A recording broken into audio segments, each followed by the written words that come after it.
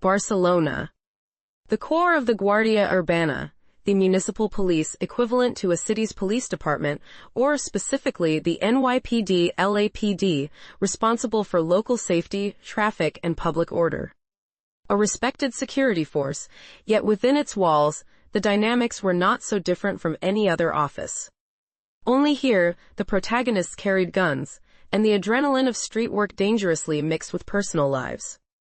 In this environment, one of the most shocking true crime stories in recent Spanish history began to germinate.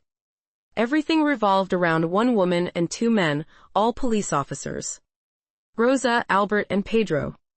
Three uniformed colleagues, three vertices of a triangle that proved to be fatal.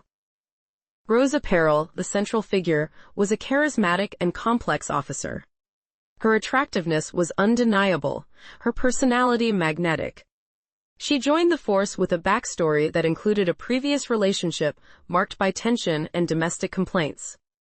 In the Guardia Urbana, she quickly became the center of attention.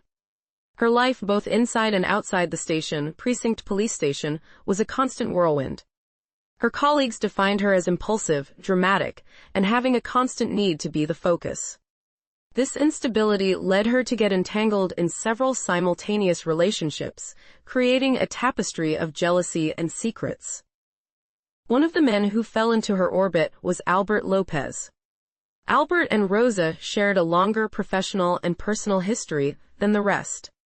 They had been a couple in the past, an intense, toxic relationship, full of dramatic breakups and reconciliations.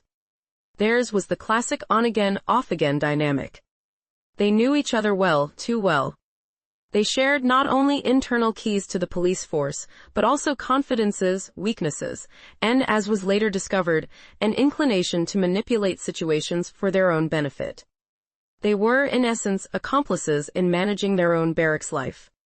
Even after the romantic relationship cooled, their emotional and professional connection remained dangerously alive, fueled by morbid curiosity and mutual control. Pedro Rodríguez's entry into Rosa's life represented an apparent attempt to seek stability. Pedro was an officer with a different personality. More reserved, less prone to the drama that constantly surrounded Rosa and Albert. When Pedro and Rosa started their relationship, it seemed she was looking for an anchor, an escape route from the whirlwind with Albert. Pedro introduced her into his circle. The relationship became formal, and for many it was the path to normalcy. The couple settled into Rosa's house in Vilanova i la Geltrú, a coastal town near Barcelona in the region of Catalonia, sharing daily life with her two daughters. The public image was that of a consolidated couple, two law enforcement officers sharing their lives. But this facade of stability was fragile. Beneath the surface, the shadow of Albert López loomed large. Despite Rosa and Pedro being together, the communication between Rosa and Albert never ceased. Messages, calls, meetings, allegedly casual, that kept the flame of the old relationship alive, or at least the complicity. Pedro was aware of this connection, and insecurity began to settle into his life. Arguments became frequent, and the tension in the house grew. Rosa, in her later statements, would try to paint Pedro as a jealous and controlling man, seeking to justify the spiral of emotional violence that had set in. However, the evidence would point to her secrets, and the persistent presence of Albert as what was poisoning the relationship. The climax of this toxicity was reached in the weeks leading up to the crime. All three officers were involved in a prior scandal, an incident that took place on Montjuïc, a famous hill park in Barcelona, which involved a complaint, eventually dismissed, and intense media scrutiny on the unit. Rosa and Albert once again acted as a united front, sharing the stress and the crisis management. This episode served to strengthen their bonds of complicity and further distance Rosa from Pedro. Pedro felt isolated, an uncomfortable third party in a dynamic he couldn't fully grasp, and couldn't escape. The relationship with Pedro Rodríguez had reached a point of no return. Future plans were fading under the weight of Rosa's continuous infidelities and Albert's constant pressure. It is believed Pedro had made the decision to break up. This was unacceptable to Rosa. The loss of control over the situation, the threat that Pedro might reveal aspects of her personal and professional life, or simply the humiliation of being abandoned, pushed events toward the abyss. The house in Vilanova i la Geltrú, which should have been a refuge from police life, became the final scene. On the night of May 1st to 2nd, 2017, Rosa's official alibi was simple. She was home with Pedro. The children were asleep upstairs. But the reality, according to the prosecution, was far more sinister. It is believed that Albert López was instigated by Rosa, or that both coldly planned the elimination of the obstacle that Pedro represented. The exact details of how the murder occurred remain a point of debate, but the conclusion of justice was clear. Pedro was killed in that house, violently, likely while he slept or in a moment of helplessness. The motive was not just the elimination of an inconvenient lover, but a desperate action to maintain Rosa's image, to prevent the breakup, and perhaps to recover a toxic dynamic with Albert that both seemed to need to feel complete. Passion, jealousy, and the need for control mixed with an alarming lack of scruples. What happened after the murder was not an impulsive act, but a coldly calculated execution of a plan to erase all traces.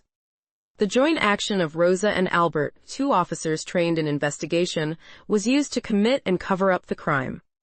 Getting rid of the body became the priority, and for this, they devised a perfect alibi, or what they thought was a perfect alibi, simulating Pedro's disappearance while simultaneously making his body vanish as quickly as possible. Pedro Rodríguez's body was transported in the trunk of his own car, a Volkswagen Golf.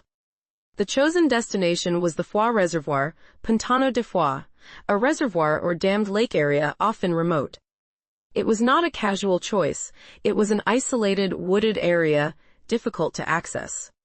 The choice of fire as the method for eliminating the body and the evidence was key to the macabre staging. The use of fuel to accelerate the calcination of the vehicle, with Pedro's body inside, demonstrated a clear intention: to turn Pedro into ashes, to make him disappear completely, leaving behind only the metal shell of a carbonized car impossible to trace. Once the crime was consummated, the machinery of lies was set in motion. Rosa and Albert acted as if nothing had happened. They returned to their routines, their work, trying to project normalcy. But Pedro's absence was too big a stain to ignore. The officer had not shown up for work. His cell phone was off. Rosa was tasked with activating the missing person alert, a masterful move of manipulation. She appeared worried, anxious, giving police statements designed to divert attention. She suggested that Pedro had left voluntarily, that he had been the victim of a personal crisis, that he was depressed. She tried to paint a portrait of Pedro that justified his sudden and silent absence instead of the truth, that he had been murdered by her and her ex-lover in the house where they lived. This triangle, forged in the hallways of a precinct and consummated in the intimacy of a home, not only destroyed a life, but jeopardized the credibility of a police force. The betrayal among uniformed colleagues elevated the case to a level of public and media shock. 6 years of personal, professional, and passionate history were summarized in one night of horror. The alibi was already written: Pedro had left. But fate and the killer's recklessness would soon reveal the truth, a truth far more terrible than any voluntary disappearance. The countdown to the discovery of the burned vehicle had already begun. The silence that followed Pedro Rodríguez's murder on the morning of May 2, 2017, was deafening. For Rosa, Peral, and Albert López, the immediate priority was not guilt or repentance, but the impeccable execution of their alibi. They had gone from being law enforcement officers to criminals acting against time and logic. The central strategy was simple: Pedro was not dead, he had left. Rosa Peral was the first to activate the machinery of lies. Days after the night of the crime, she went to the police to formally file the missing person report for her partner. Her performance was meticulous, worthy of someone who knows firsthand the search protocols and the questions asked in these cases.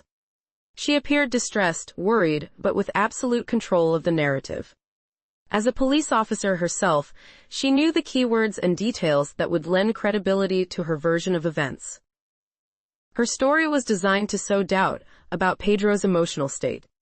She claimed her partner had been experiencing a severe personal crisis. She mentioned recent arguments, growing tension in the house, and above all, insisted that Pedro had made the decision to leave, abandoning his job and his life without explanation. This type of narrative, a voluntary flight due to personal problems, is common in missing person cases, and while it doesn't stop the search, it slows it down by reducing the initial perceived risk level. To reinforce her version, Rosa took a series of calculated measures. She used Pedro's phone in the hours following the crime, sending text messages to friends and coworkers. These messages were confusing and abrupt, reinforcing the idea that Pedro was in an altered mental state. One key message was sent to a colleague in which Pedro supposedly communicated his leave of absence, baja laboral, sick leave or personal time off, and his desire to disconnect. This detail was vital, as it provided a direct and credible explanation for his absence from the station.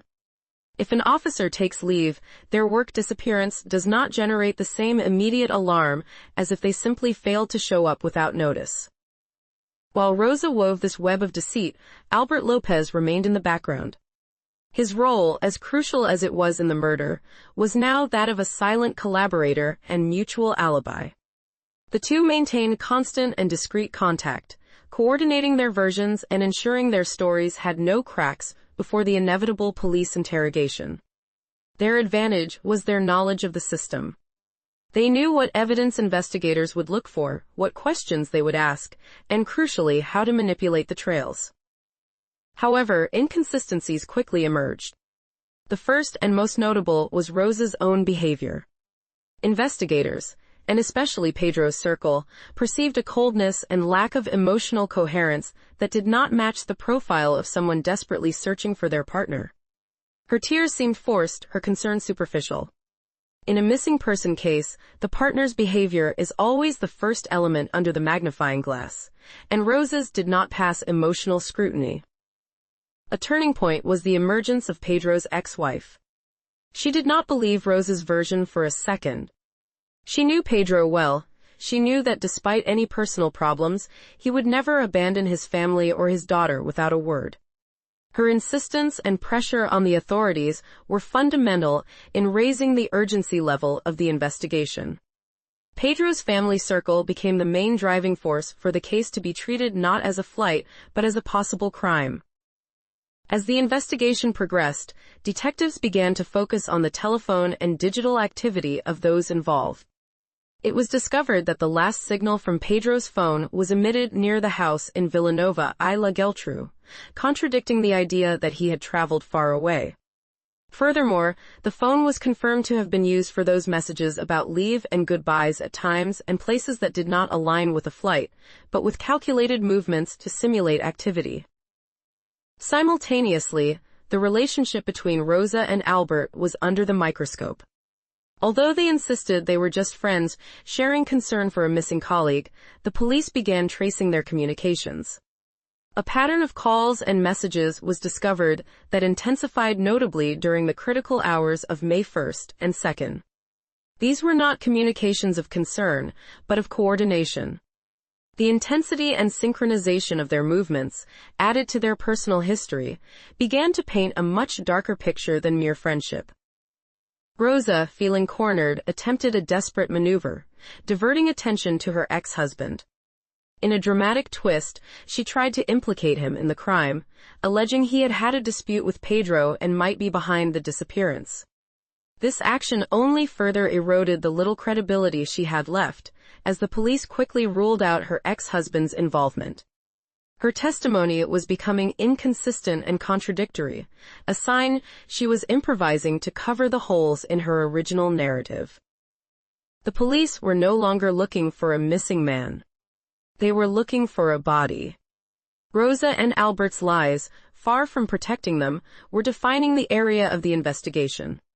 They had centered the case on a triangle of jealousy and betrayal within the Guardia Urbana itself, and had provided, through their own actions, a map of their movements. Pedro's car was the missing key piece in this macabre puzzle. If Pedro had left, where was his vehicle? The absence of his Volkswagen Golf was an inexplicable void in the alibi of voluntary flight. A person who leaves abruptly does not disappear without their means of transport. The police knew that if the car appeared, it would likely do so with a violent story attached. And the vehicle, in the killer's plan, had already been reduced to ashes. It would not take long to be discovered. The hours of uncertainty were about to end, and the truth, though scorched, was about to be revealed. The tension accumulated during the first week of May 2017 reached its breaking point with a phone call. The police in the Alt-Penedès area, another county adjacent to Barcelona, several kilometers from Barcelona, and the house in Vilanova i la Geltrú, reported the discovery of a burnt vehicle in a solitary spot. The location was the wooded environment surrounding the Foix Reservoir. The intentionally remote location suggested a premeditated attempt at concealment and destruction of evidence. The discovery was made thanks to the routine work of forest rangers or the Guardia Rural Forestry Police, monitoring the area. What they found was an unrecognizable metal shell, reduced to ashes and scrap by the intensity of the fire.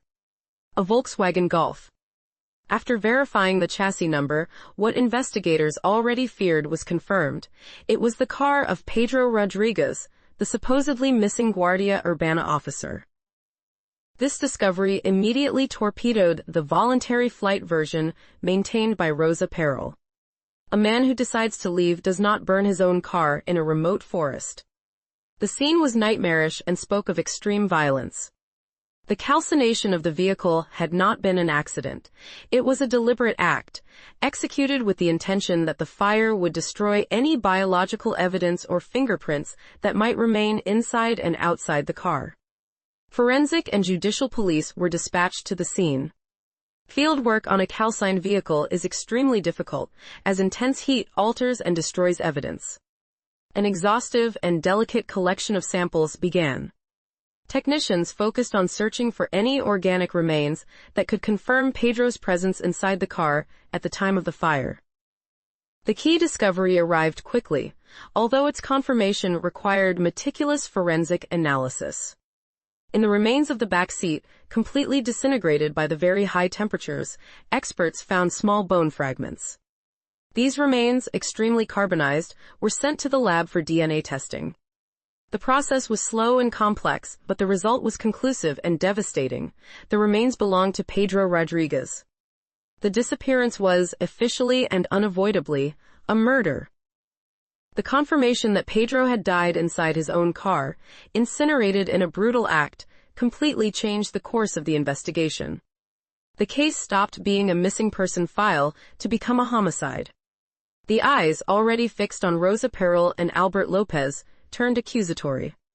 They were the only ones who had the motive, the opportunity, and most importantly, the knowledge and cold-bloodedness to orchestrate such an elaborate alibi. Rosa Peral, upon learning of the vehicle's discovery, attempted a new distraction maneuver. With media pressure already soaring, the officer turned to the media. In her statements, she remained firm in her role as a victim, expressing her pain and surprise. However, her performance was increasingly unconvincing. She spoke of the need for justice, but her body language and history of lies betrayed her. The judicial police, based on the DNA evidence and the inconsistency of Rosa and Albert's testimonies, proceeded with the arrest of both. The arrest scene was shocking, dealing with two officers from the same police force.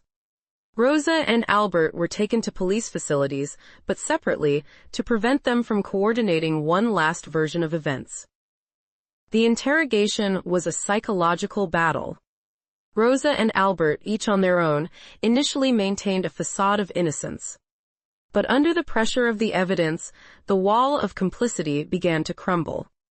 Forensic police already had irrefutable proof, not only Pedro's remains in the car, but also the analysis of Rosa's phone, which showed intense communication with Albert during the crucial hours of the crime. Furthermore, phone geolocation placed Albert near Rosa's house in Vilanova i la Geltrú on the night of the murder, and both phones moved in a coordinated manner towards the Foix Reservoir area. The first to yield, albeit deceitfully, was Rosa. In a desperate turn, she tried to exclusively blame Albert. She claimed that Albert, blinded by jealousy and obsession with her, had killed Pedro and coerced her into helping him dispose of the body. This tactic of blaming the other was a survival strategy, seeking to reduce her own sentence to simple concealment. Albert López, for his part, reacted to Rosa's betrayal with a counter-accusation. He, in turn, tried to blame Rosa, arguing that she had been the one who committed the murder, and that he had only come to help her, moved by a misguided love and loyalty. These two contradictory versions, each accusing the other of being the sole perpetrator, became the basis of the entire subsequent judicial process. Both confessed to participating in the disposal of the body and the cover-up, but denied being the lone author of the death. What was confirmed through the statements, and became the prosecution's main hypothesis, was the joint and coordinated action. The modus operandi, the planning of the body transport, and the burning of the vehicle demonstrated that it was not an impulsive act by a single person, but the result of a plan devised by two minds that shared a goal: eliminate Pedro and escape impunity. The arrest and subsequent provisional imprisonment, pre-trial detention, of Rosa Peral and Albert López shocked the Guardia Urbana. The image of the institution was severely damaged. Two of its officers, trained to protect citizens, were now the main suspects in a brutal murder marked by a passionate triangle. The macabre discovery at the Foix Reservoir not only revealed the death of Pedro Rodríguez, but also unveiled the darkness hiding behind the uniform and apparent normalcy. From this moment on, the investigation focused on collecting expert evidence that could unmask the cross-lies of the two accused and determine the degree of participation of each in the crime. The burnt car had become the smoking gun. Prueba Reina, the queen evidence death of Pedro Rodríguez, was confirmed, and Rosa Peral and Albert López were arrested. The investigation phase transformed into a methodical and complex compilation of expert evidence.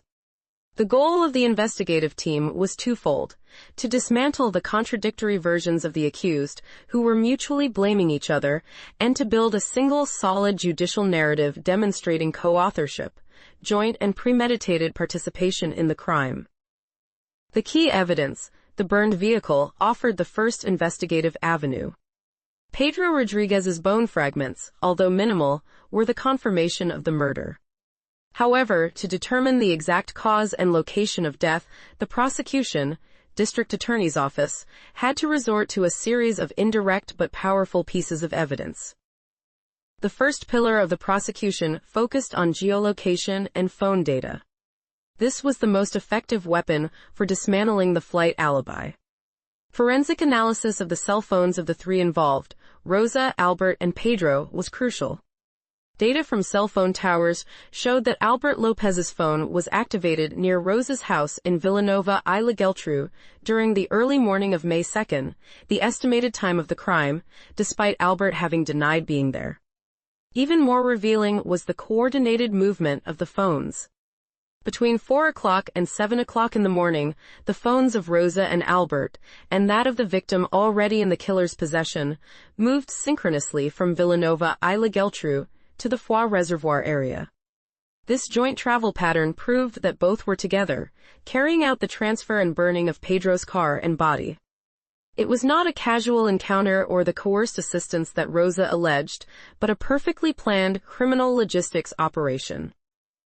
The second pillar came from the analysis of residues and forensic criminalistics at Rosa's house. Despite the cleaning efforts, investigators searched for any trace of blood or violence. The house was subjected to the luminol test, a substance that detects blood traces even after thorough cleaning. Although the results were difficult to interpret due to chemical cleaning, there were indications of Pedro's biological remains found in the trunk of Rosa's vehicle, an indication that the body might have been placed there before being transferred to the Gulf and burned. The most damning evidence, however, came from neighbor reports. Witnesses and the local community formed the third pillar.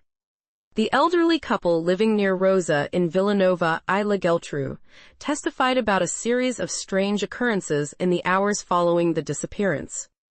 they mentioned seeing unusual vehicle movements, and most significantly, heard a loud argument at Rosa's house on the night of the crime, followed by an unnatural silence.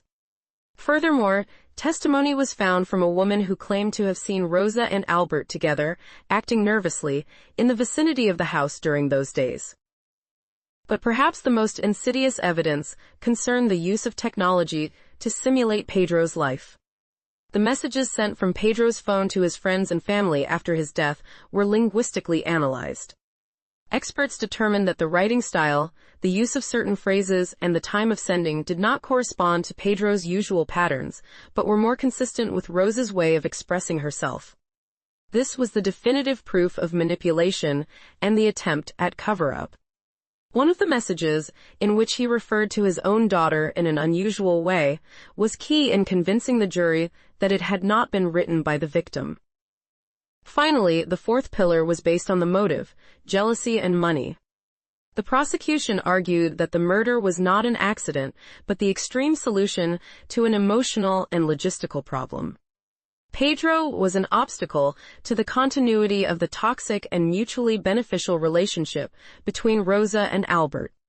Furthermore, Pedro's death in Rosa's home, within the context of their relationship, offered Rosa a series of subsequent benefits related to insurance and pensions that the prosecution did not overlook. The district attorney's office and the private prosecution by Pedro's family built a linear narrative. Rosa and Albert, united by a passionate relationship and professional complicity, planned the crime. Albert went to Rosa's house on the night of May 1st to 2nd. Together and in a coordinated manner, they murdered Pedro, probably while he slept or quickly to avoid noise that might wake Rosa's daughters. Then, they loaded the body into the car, transported it to the Foix Reservoir, and incinerated it to eliminate traces of violence and DNA, ensuring that the cause of death could never be determined with certainty.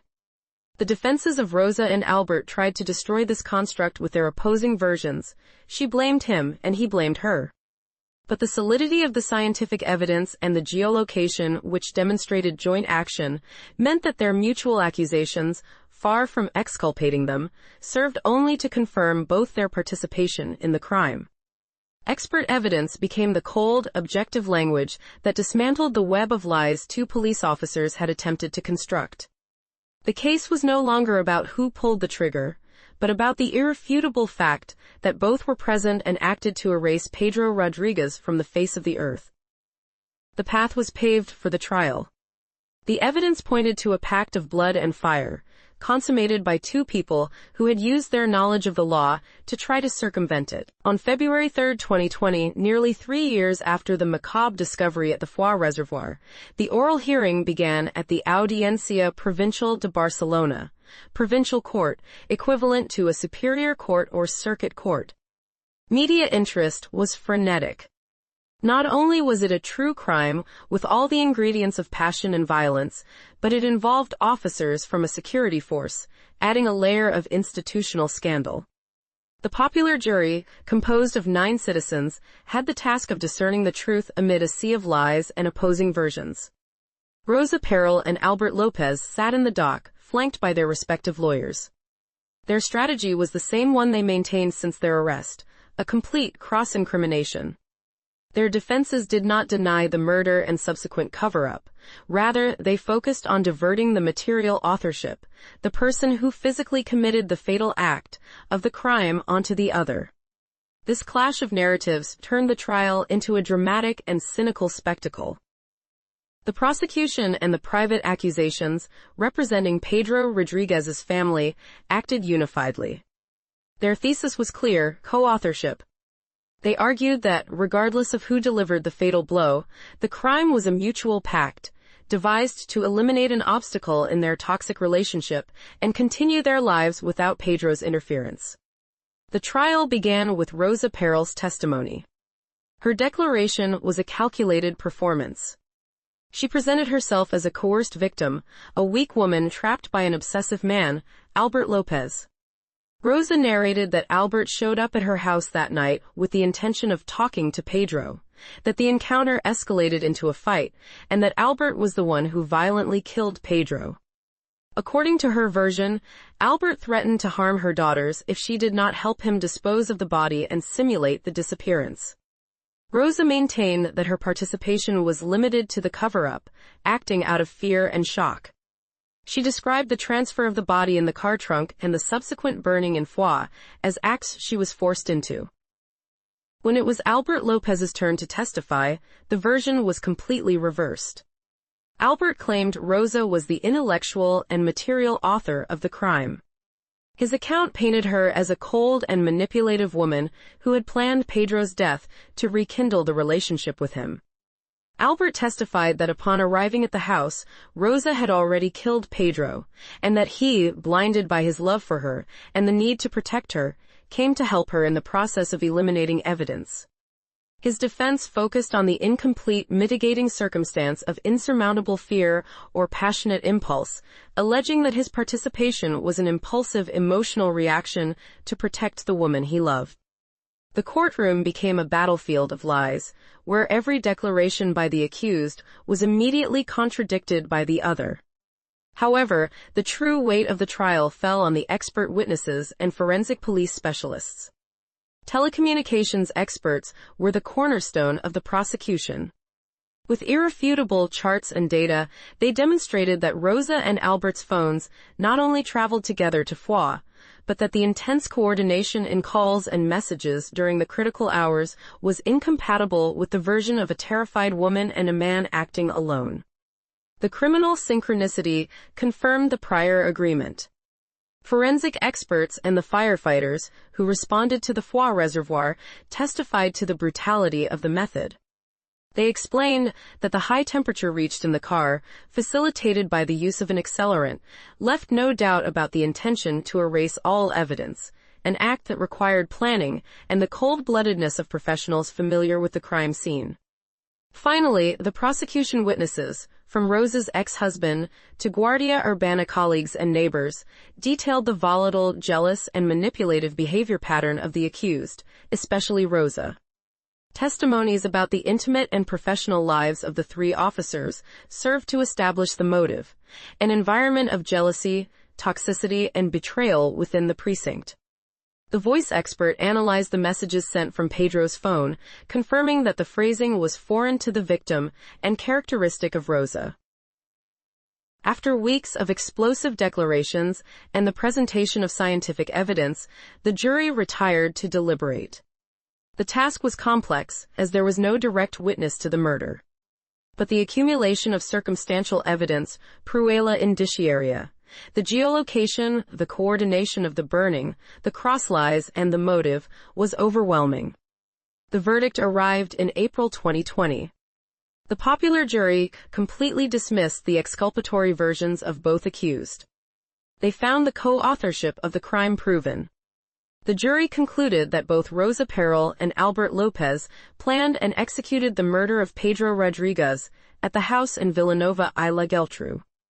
Their subsequent actions, burning the body and faking the disappearance, were proof of the criminal pact. On April 15, 2020, the sentence was made public. Rosa Peral and Albert López were sentenced to prison terms exceeding 20 years. Rosa Peral received 25 years in prison for the crime of murder with the aggravating factor of kinship, alevosía por parentesco, premeditation treachery against a relative partner, as she was the victim's partner. Albert López was sentenced to 20 years in prison for murder with treachery, alevosía, ensuring the execution without risk to the killer. Additionally, both were ordered to pay multi-million-dollar compensation to Pedro's family. The sentence not only punished the crime, but also condemned the betrayal and manipulation. Spanish justice concluded that two law enforcement officers had used their professional knowledge to commit and cover up a murder. The trial ended, but questions about the exact motive for the treachery and the details of the execution still linger, sealing the fate of Rosa and Albert behind bars. The crime of the Guardia Urbana, with its elements of passion, betrayal, and police uniforms, left a legacy of fascination and horror in society. What began as an intimate, toxic drama became an X-ray of malice, driven by the need for control and the fear of humiliation. Despite the firmness of the sentences imposed on Rosa, Peral, and Albert López, the complexity of the case prompts a final reflection on the concept of a perfect crime. Rosa and Albert, police officers, were exceptionally equipped to commit and cover up a murder. They knew investigation protocols, the chain of custody, the blind spots of judicial police, and crucially, how to manipulate a scene and a testimony. The use of fire to dispose of the body at the Foix Reservoir was not an act of panic, but a calculated maneuver to eliminate the most valuable evidence, the cause of death. If there is no clear cause of death, the prosecution weakens. However, their attempt at a perfect crime crumbled due to three main factors.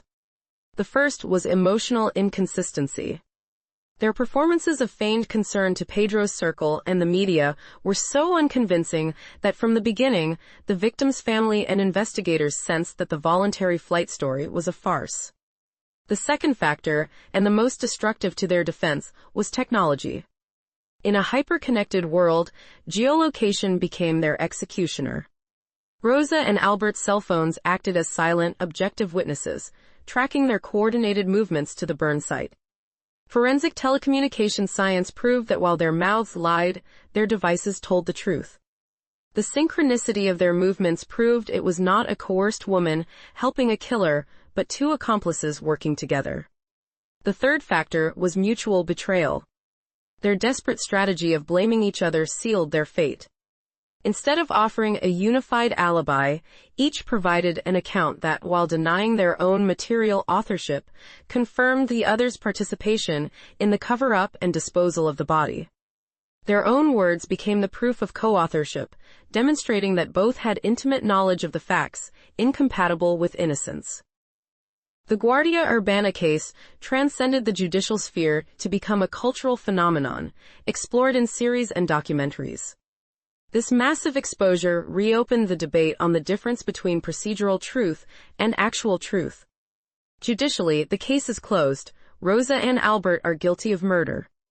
But the question of who pulled the trigger, who delivered the fatal blow, remains the black hole of the story. Pedro Rodríguez's life was erased by a combination of jealousy, fear of breakup, and toxic complicity. The sentence, with its harsh penalties, serves as an affirmation that knowledge of the criminal system does not guarantee impunity. For Rosa and Albert, their training as law enforcement officers did not help them commit a perfect crime. It only served to make their failed plan even more evident and their fall more spectacular. The end of the story is the silence of the cells and the memory of Pedro, a law enforcement officer whose life was consumed by the fire of betrayal from his own colleagues. If you liked this video, subscribe to the channel, activate the little bell, and give it a like. This way, you will help more people discover the story behind every mystery. We have reached the end of this chapter, but the silenced truth of Assumpta Basterra has only just begun to emerge. We have explored the superficial life of parents who had everything and the tragic reality they hid, but now, the machinery of justice is set in motion. In the next crucial video, we will delve into the heart of the judicial process, the trial that shocked Spain. We will analyze in detail how the prosecution, the district attorney's office, and the private prosecution, attorneys representing the victim's family, managed to dismantle, piece by piece, the perfect alibi that Rosario Portu and Alfonso Basterra attempted to construct. Prepare to hear the chilling testimony of the forensic experts and toxicologists who provided the irrefutable evidence. We will discuss the massive quantities of lorazepam Orfidol, a potent tranquilizer, found in Assumpta's body, a lethal dose that proved her parents' plan was not improvised, but a gradual poisoning that lasted months. The key to this case does not only lie in the horrendous crime, but in the technological betrayal. We will see how computer experts tracked every single digital movement of Alfonso Basterra. From the online purchase of hundreds of Orfidol pills months before the murder, to the deleted messages from their phones that the Guardia Civil, the Spanish National Police Force, equivalent to the FBI or a national investigative body, managed to recover. A digital trail that acted as a second pair of handcuffs. And of course, we will dissect the contradictory and inconsistent versions of Rosario and Alfonso. Their lies were directed not only at the police, but also at the jury, revealing their complete lack of remorse and their cold planning. The truth is undeniable. The perfect parents turned out to be their own daughter's predators. If you want to know how they were sentenced to 18 years in prison, and what were the final words that sealed their fate in the courtroom, subscribe to our channel and hit the notification bell so you don't miss the next and final video. Assunta Bastera's truth deserves to be told completely.